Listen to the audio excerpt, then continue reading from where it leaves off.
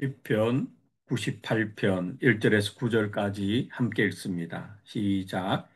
새 노래로 여호와께 찬송하라. 그는 기이한 일을 행하사 그의 오른손과 거룩한 팔로 자기를 위하여 구원을 베푸셨음이로다. 여호와께서 그의 구원을 알게 하시며 그의 공의를 문 나라의 목전에서 명백히 나타내셨도다. 그가 이스라엘의 집에 베푸신 인자와 성실을 기억하셨으므로 땅 끝까지 이르는 모든 것이 우리 하나님의 구원을 보았도다. 온 땅이여 여호와께 즐거이 소리칠지어다. 소리내어 즐겁게 노래하며 찬송할지어다. 수금으로 여호와를 노래하라. 수금과 음성으로 노래할지어다.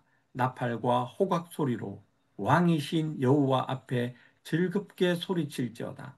바다와 거기 충만한 것과 세계와 그 중에 거주하는 자는 다 외칠지어다. 여호와 앞에서 큰 물은 박수할지어다. 산악이 함께 즐겁게 노래할지어다. 그가 땅을 심판하러 임하실 것이미로다. 그의 의로 세계를 판단하시며 공평으로 그의 백성을 심판하시리로다. 아멘. 하나님은 우리의 찬양을 받으시기에, 우리가 드리는 영광을 받으시기에 합당하신 분이죠.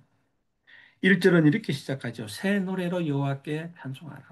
어제도 찬송했고 오늘도 찬송하고 내일도 찬송하겠지만 찬송하는 그 찬송이 날마다 새롭다.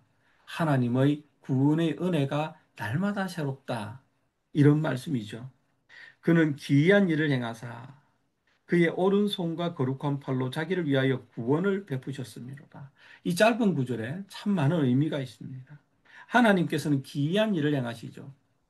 광야에 길을 내시는 하나님, 사막에 강을 내시는 하나님, 광야에 메추라기를 불어서 이스라엘을 먹이시는 하나님, 하늘에 만나를 내리시는 하나님, 홍해를 가르시고 요단강을 가르시는 하나님, 놀라운 일을 행하시는 하나님이죠. 그의 오른손, 성경에서 오른손은 능력을 나타냅니다. 능력, 오른손, 능력의 손이, 그리고 거룩한 팔로 자기를 위하여 하나님의 이름의 영광을 위하여 이 말이죠. 하나님의 이름의 영광을 위하여 구원을 베푸신다. 그러니까 하나님께서는 하나님의 주권에 따라서 하나님의 영광을 위하여 인간을 창조하시고 인간으로 하여금 하나님께 찬양하게 하시고 그 인간이 어려운 처지에 또는 죄악에 빠졌을 때 하나님께서 구원해 주시는 그 은혜를 베푸신 분이시다. 그러니 어찌 찬양하지 않을 수 있는가? 이 찬양이 보시면 4절 보세요. 온 땅이여 여호와께 즐거이 소리칠지어다. 온 땅은 모든 하나님의 피조물이죠. 모든 하나님의 피조물이 소리내어 즐거이 노래하며 찬송할지어다. 수금으로 여호와를 노래하고 수금과 음성으로 노래할지어다. 모든 악기를 동원해서 모든 음성을 동원해서 하나님을 찬양하라. 나팔과 호각 소리로 왕이신 여호와 앞에 즐겁게 소리칠지어다. 할 수 있는 모든 방법을 다 동원해서 하나님을 찬양하라. 왜냐하면 하나님은 찬양을 받으시기에 합당하신 분이기 때문이다. 이렇게 우리의 마음이 하나님을 찬양하는 마음으로 하나가 되는 시간, 기도하는 시간, 그리고 공적인 예배를 드리는 시간이 아닐까 생각합니다. 바다와 거기 충만한 것과 세계와 그 중에 거주하는 자는 다 외칠지어다. 모든 하나님의 피조물, 모든 하나님의 창조물은 하나님을 찬양하라. 창조주를 기억하라. 하나님의 이름을 찬양하라. 여호와 앞에서 큰 물은 박수할지어다. 산악이 함께 즐겁게 노래할지어다. 놀라운 표현이죠. 우리는 고작 사람이 찬양한다 이렇게 생각하는데 모든 하나님의 피조물이 한 마음으로 박수치며 즐겁게 하나님을 찬양하라. 의인화하는 것이죠. 하나님께서 창조하신 모든 피조물은 그 영광을 하나님께 돌리라. 그 영광을 하나님께 돌려라. 창조의 정점에 있는 피조물의 가장 걸작품인 우리 사람은 그 영광을 매우 다양한 방법으로 돌리죠. 이 세상 다른 어떤 것보다 우리는 아름다운 음성으로 화음을 내어 하나님을 찬양하고 하나님 주신 지혜로 개발한 그 다양한 악기로 하나님을 찬양하고 또 하나님은 사람마다 은사를 주셔서 어떤 분은 이런 은사를 주시고 어떤 분은 저런 은사를 주셔서 그 은사에 맞게 하나님을 찬양하고 악기를 연주하고 목소리로 찬양하고 박수로 찬양하고 손 높여 찬양하고 춤추며 찬양하고 우리가 드리는 예배가 그랬으면 좋겠습니다. 하나님을 찬양하는 시간. 그 하나님은 날마다 우리의 새로운 찬양을 받으시기에 합당하신 분, 합당하신 분. 그리고 이렇게 마무리하잖아요. 9절. 그가 땅을 심판하러 임하실 것이미로다.